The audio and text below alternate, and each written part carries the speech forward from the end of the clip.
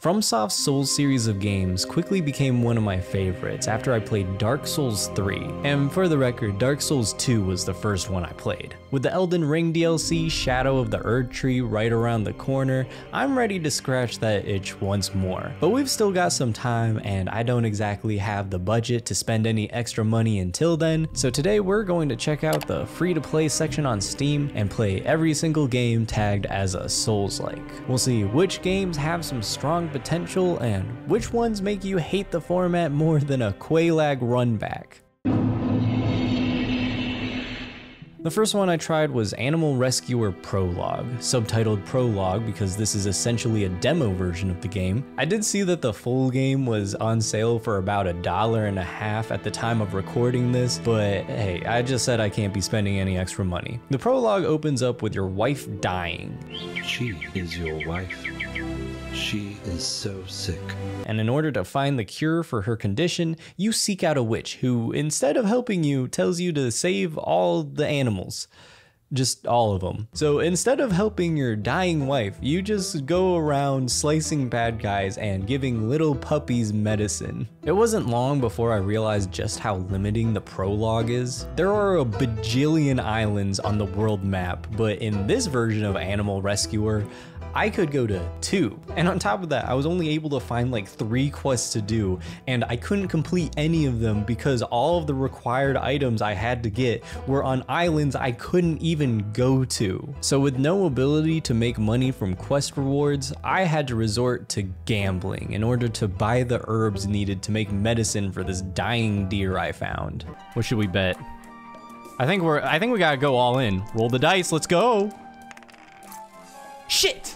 Well, now both me and my character are broke. Looks like I won't be able to fulfill my veterinary dreams at this point, so maybe I'll just become Satan's champion instead. This is Ascend Reborn, and in this game, you pledge to Lucifer that you will smash everything in your path. And your goal is to eventually be able to smash the biggest guys around, the Titans. In defeating them, you will be able to ascend and become the champion you were meant to be. The only problem with my plan in becoming the greatest warrior of all time is I ran into this gate that I couldn't get past. Can I break through?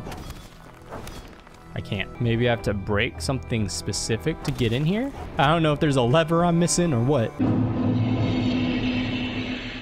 What's your favorite part of the Souls series? Is it the platforming sections?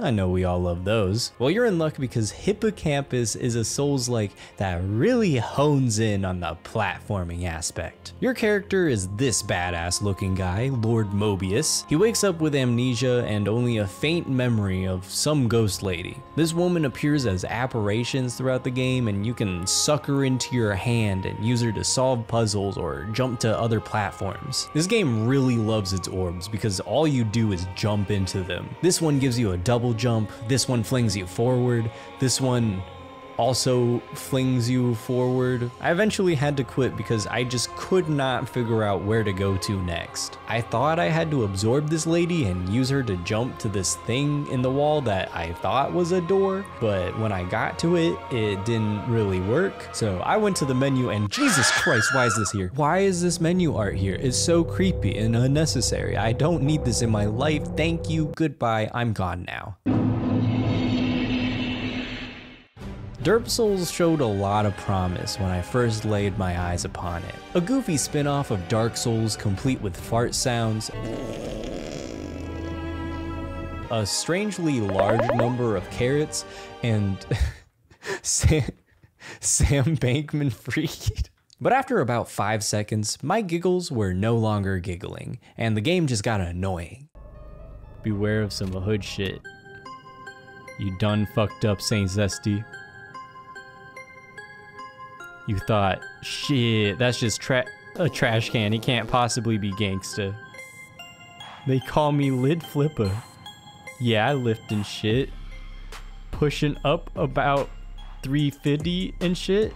About to fuck you up right now, bruh. Also, yeah, we got your lady. That inflate a hoe. Inflate a hoe? And yeah, it hit that. One of its goofs is that it pulls both your name and a bunch of your friends' names from your Steam account, which could be cool, but the game uses it in just the most random of places. This place is not real, it's like a dream. It was made by my friend Steve.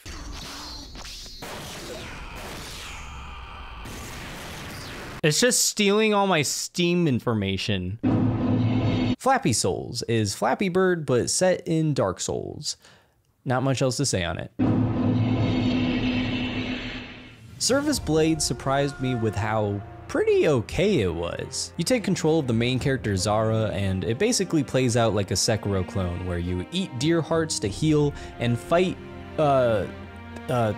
these guys. In addition to the combat, you have to activate these pillars to move on to the next area, so the game kind of just turned into me running past all the enemies, activating the pillars so I could do the same thing in the next area. Running past all the enemies, activating the pillars so I could do the same thing in the next area, running past the enemies, activating the pillars. When I got to the first boss encounter, it was actually fun, but then things started going downhill. The menu got stuck on my screen, and then eventually the boss killed me so hard that he put me in a permanent A pose and I couldn't do anything. I'm stuck in a T pose. He hit me so hard he T-posed me. At that point, I took that as my cue to move on to the next game.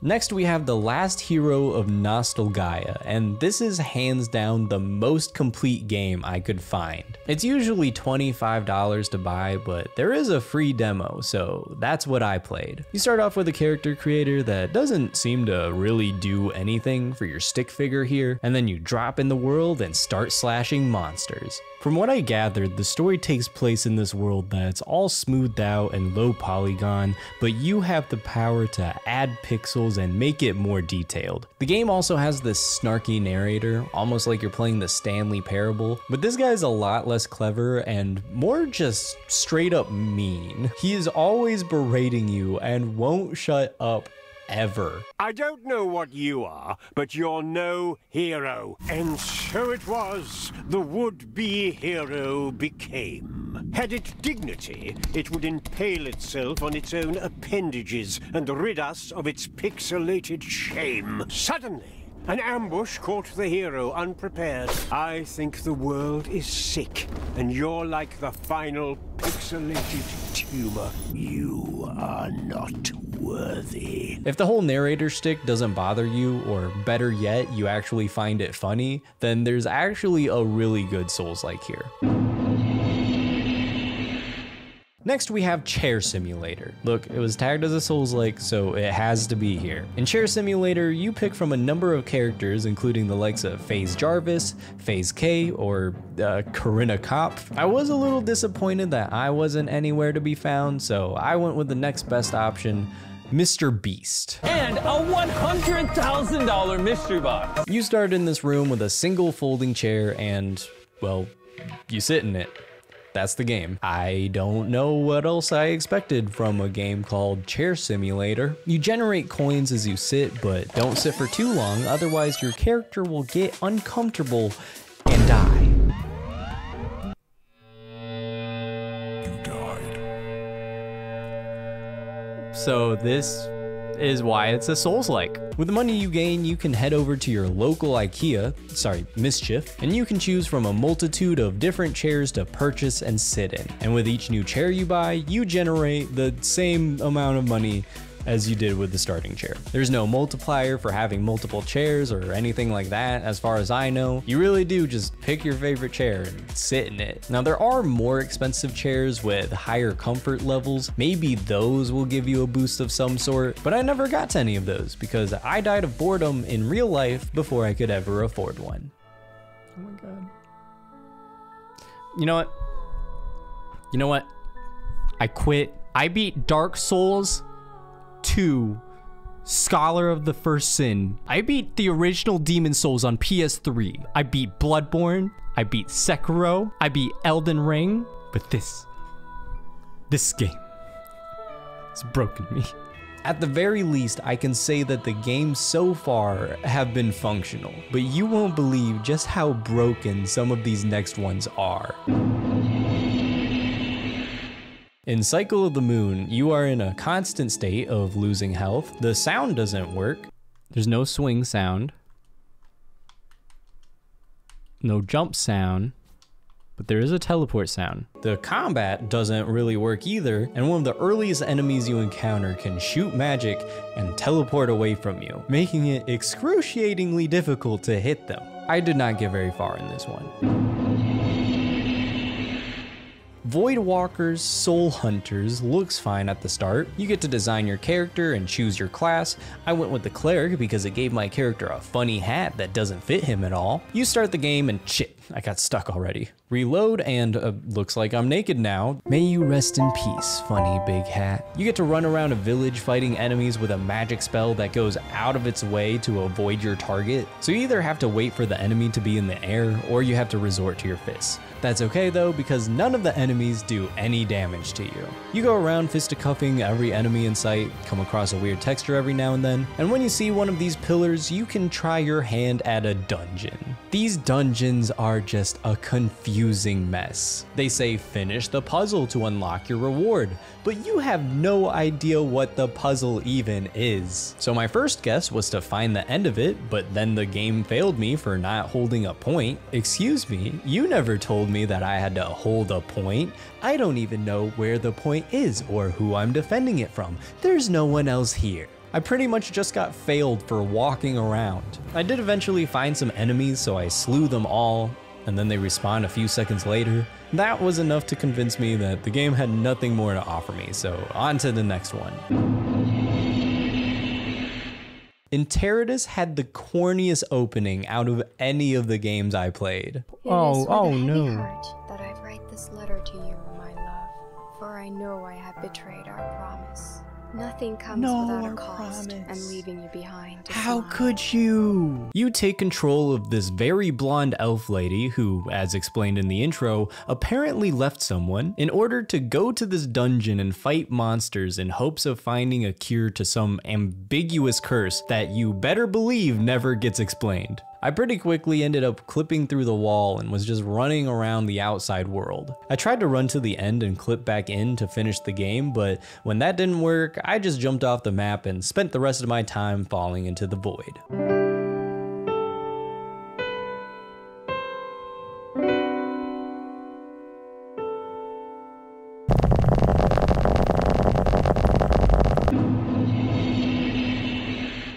Invicta, the next queen, looks incredible on the surface. It's beautifully designed and everything's fluid. The gameplay is actually pretty fun, except for one problem. I do like how there's no sound. Is there sound? Am I crazy?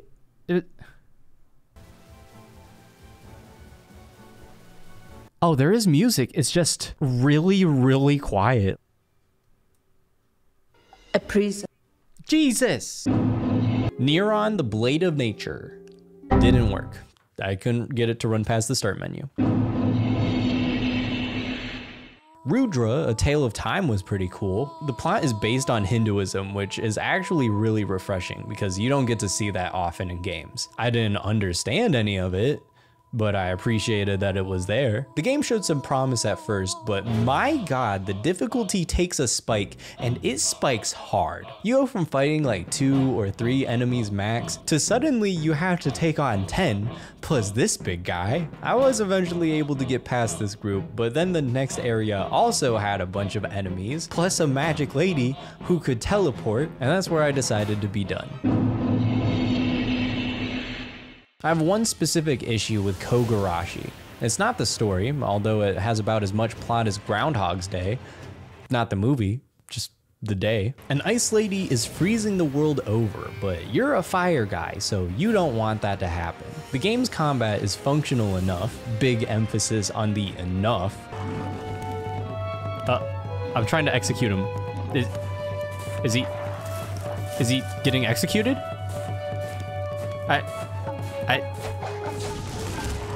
I think he's executed. You have a pretty standard moveset along with a finisher that I still don't quite understand how it works. In most games, you beat up an enemy to a point where it's momentarily stunned and then you can finish them off, either to get them off the battlefield quicker or for a little bonus. But in Kogarashi, you kind of just mash the finish button and sometimes it'll do it to an enemy, regardless of how much damage they've already taken. I gotta back up. Oh gosh. Slap. Die, die. Oh, get executed. I feel like I barely touched that guy. Speaking of enemies, there are 3 throughout the entire game. Whether you're at the beginning or at the end, you'll be fighting the same 3 guys over and over. But the lack of variety still isn't my main issue. My problem is with the final boss of the game. It is the most overly long, monotonous, and disappointing boss fight I have ever dealt with. It makes the Royal Rat Vanguard look fun by comparison. You fight Ice Lady at 2 different points in the game, and by fight her, I mean she summons a bunch of the same enemies you've encountered already for you to fight instead. The first time isn't so bad, but the second time, you fight a wave of enemies and killing the last one makes her fall to the ground. So then you run up to hit her, but then she pulls the old switcheroo and makes you fight a regular enemy instead. So you beat them up, run up to her once more, swing your sword, and what do you know? She does it again. So you think, surely the 3rd time I'll actually get to land a hit on her. No, you just get a new wave of enemies. You're not a nice lady. You're just an ice lady. You have to go through 3 tedious waves of enemies and hit her 9 times, with 8 of those just being straight up fake outs. But if you are able to beat her, your guy will look cool for a second and the game ends. So my final thoughts on Kogarashi are this. You can finish it. That's it. As many of these games as I've poked fun at so far, there are actually a handful that really impressed me. Hellpoint: The Thespian Feast particularly caught me by surprise. Not only did it actually work, but the world building and the atmosphere are immaculate. Everything is so decrepit and grotesque. It was like Dark Souls meets Dead Space, and I was all for it. And this might be an odd thing to get excited over, but this game's ladders, I think I just have to show you. Nice. I love this ladder. That's the best thing about this game, the ladders. You move so quick. Best ladders in the industry. Fromsoft, take notes. Shrouded Insanity Freebirth imagines Bloodborne as a 2D game, and it is difficult as balls. You sign a contract dedicating your life to Waltham Industries. Or you can just not sign it. That's technically an option too. What if I refuse to sign? Well, that's unfortunate. Just game over right away. Once you set off on your quest, this game does not hold back. Regular enemies are tough and can eat your health bar if you're not careful. Spike traps are everywhere, eagerly waiting for you to step foot in them. And the first boss, I swear, is impossible. Shrouded Insanity translates everything from Bloodborne into a 2D format very faithfully. Almost too faithfully. It feels like no adjustments were made to the combat in order to make it work better in a 2D space. I love the art, I love the atmosphere, I just could not get far in this game at all. The Unfallen Awakening is a Souls-like that consists of one boss battle, one singular boss battle. You get no heals, your health bar is puny compared to your opponents, and you do barely any damage. Despite all this, it was a fun challenge. Nothing to write home about, but a fun enough boss to take on. Kanagi Usagi takes a similar route as the Unfallens, but this one has 7 bosses instead of just 1. There is only one way to describe this game. Waifu Sekiro. Everything from the combat, complete with posture bars for both you and your enemy, parries, counters, and Mario head hops. You get a chance to revive if you die in combat. Even one of the bosses has a moveset essentially ripped straight from the Corrupted Monk. Despite being a simple gauntlet of boss battles, I had a good amount of fun with this game. The combat isn't that janky at all really, like some of the other games we've seen, and the bosses have enough variety to keep it interesting. Honestly, I would love to see this as a fully fledged game. If you wanted to play Sekiro, but for whatever reason thought Wolf should look more like a bunny anime girl, then this game is for you.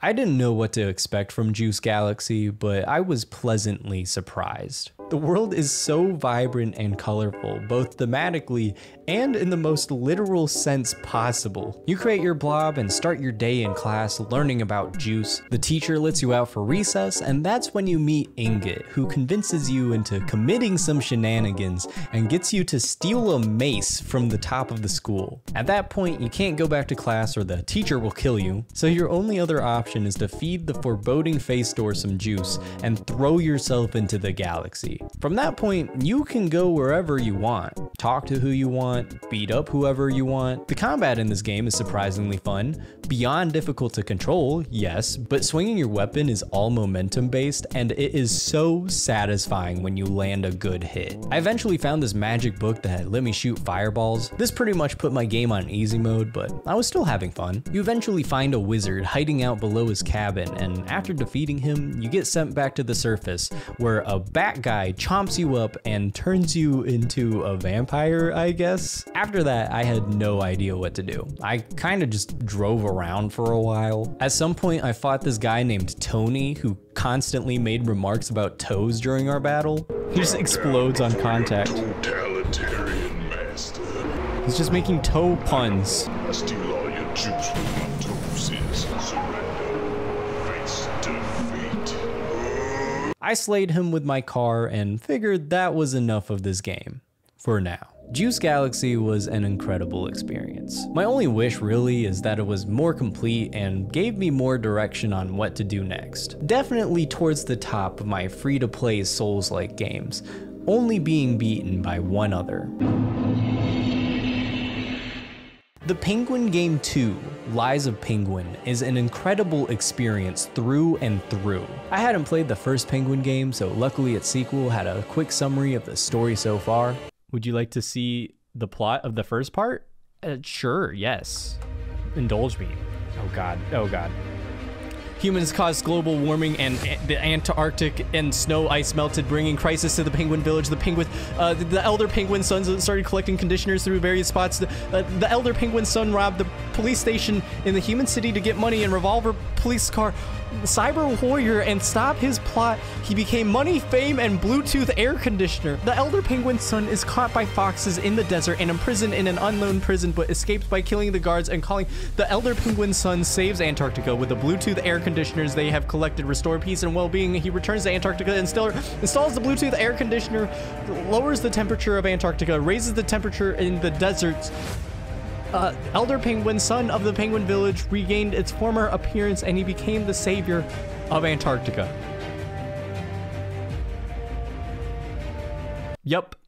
I got all of that. You take control of a penguin who lifts the legendary bat from its stone, King Arthur and Excalibur style. Along with the bat, you are bestowed with a quest to defeat the humans, saving penguin kind and thus restoring their land which had previously been destroyed by the humans. To accomplish this monumental task, the 4 penguin sages each give you a trial. The emperor asks you to rescue his daughter, the princess who has been abducted by the humans. This requires you to battle a ballistics-equipped killer whale, which was immediately the hardest boss in the game. You have to fight from this ice block, which the whale can destroy parts of, and if at any point you fall off into the water, it's game over and you have to restart the battle. But after you finally manage to defeat him, you two become friends and he takes you to the humans' land where they are forcing the princess to fight in a coliseum. You save her from a ninja, bring her home, and the next sage, Ironping, gives you the next trial,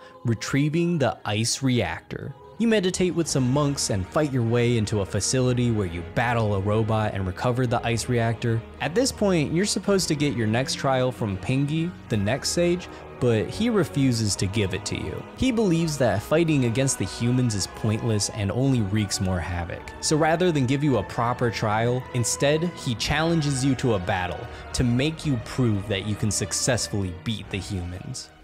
And after that, it's on to the final trial, defending the penguin village from a human raid. The humans are trying to infiltrate the village with a giant walking castle that can shoot lasers, so you have to reach the castle and destroy it before it can penetrate the village walls. And along the way, you fight hordes of humans alongside the 4 sages, minus Pingy, who you might have killed a little bit ago. Instead, he's replaced by the princess, who might be equally badass. Iron Ping reveals that all along he was Iron Ping, and the 5 of you assemble the Ping Vengers. You cover quite a bit of ground, but you still need to close the distance. So the group uses a catapult they found to fling you towards the castle, where you somehow suddenly have a set of Attack on Titan style mobility gear. It controls surprisingly well.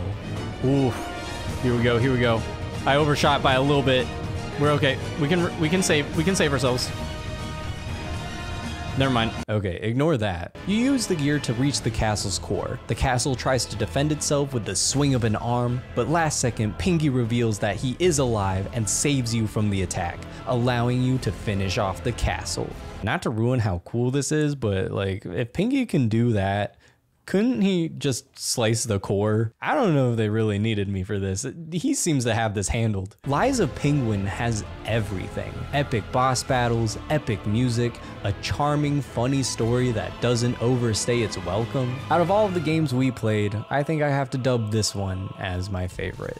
So that was every free Souls-like I could find on Steam. Maybe you found one that can hold you off until we get more Elden Ring content, or maybe these were so trash that they only made you more excited for how good Shadow of the Erdtree probably will be. Either way, this video is over. Till next time, my fellow Tarnished. Dun, dun, ba, ba, ba, ba, ba, ba, ba, dun, dun, ba, ba, ba, ba, ba, ba, ba, dun, dun, ba, ba, ba, ba, ba, ba, ba, dun, dun, ba,